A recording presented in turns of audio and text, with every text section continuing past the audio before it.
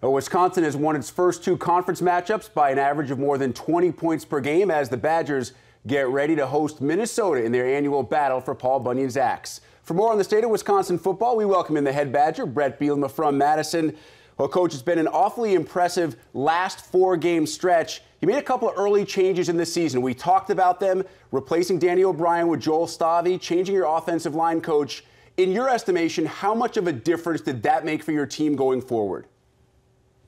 Well, first, the big change, obviously, when we made a coaching change at the offensive line position, I thought at that time I was going to make a significant change. Knew from the outside world it would have certain connotations, but really our kids have bought in, have done a tremendous job working every day and doing all the little things that make a big difference on Saturday. And then, really Danny did a nice job for us. Just felt with the transition to Joel that he might bring some things that we've seen come through here into these games. And bottom line, the production, the numbers, the totals, the wins have come along, and hopefully it's nowhere close to where we'll end up.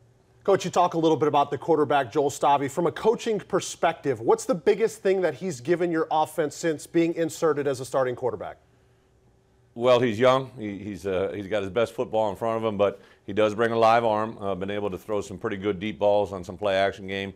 Obviously, with the running attack that we've got, we've been able to open up some things down the field for us. The best thing is, he's a guy that tells you exactly what he sees every play. And sometimes it's not exactly what you want to hear, but it's the truth, and he's telling it. And then the great thing is you can really work with him. He's a guy that's really getting better every day. Literally can see him improve from practice to practice, and as a coach, that's all you can ask for. One of the guys that's been opening up holes for him is Montee Ball, and he's been such a special player for your program. Just talk about how big he has been for Wisconsin football, especially coming off the big-time game he had last weekend. Well, I think it started almost 2 weeks ago. You saw the second half of the Illinois game where he kind of got some of those same moves back, running through some tackles, began to really do some special things when it got down near the end zone. So it's been a steady progress. The great thing about Monty is he hasn't changed who he has the whole time. He stayed true to what he is. He's worked very, very hard on Monday through Friday to get to Saturday. What's really changed probably is the people in front of him. Not only is our offensive line playing better, but our two tight ends with Brian Wozniak and Jacob Pedersen. Ped just got named to the Mackey Award watch list. Those guys are playing really well. Our wide receivers are getting better. And then to complement Monty, James White and Melvin Gordon both doing some really good things that makes everybody's job a little easier. Coach, I got to be honest with you. I kind of jumped off the bandwagon after a couple of games early this season. Now you guys have a two-game lead in the leaders division. How do you keep your team motivated going forward with really such a big lead? Well, it doesn't surprise me you jump off the bandwagon. there. That's a very common thing with people like you. But I think the part that we've kind of stayed true is we just stick to what we know. We don't really flinch. We just kind of go ahead and stay what has success. I think a lot of times in life, the more you stay true to what you are, the more success you'll have down the road, and that's exactly what we did. I think that's the only thing you can be wired as a coach for sure, as a player. And then, the direct result is, steadiness over time. I saw the other day that we've won 15 out of the last 18 Big Ten games. That's the most of anybody in our league, and it didn't just happen overnight. We did a lot of really good things to get to where we are, and it'll continue.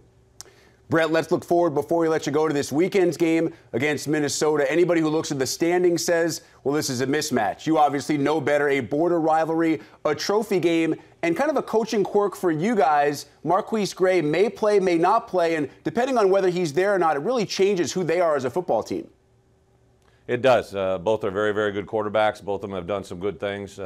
Jerry Kill is a phenomenal football coach. We know that we're going to get their best effort.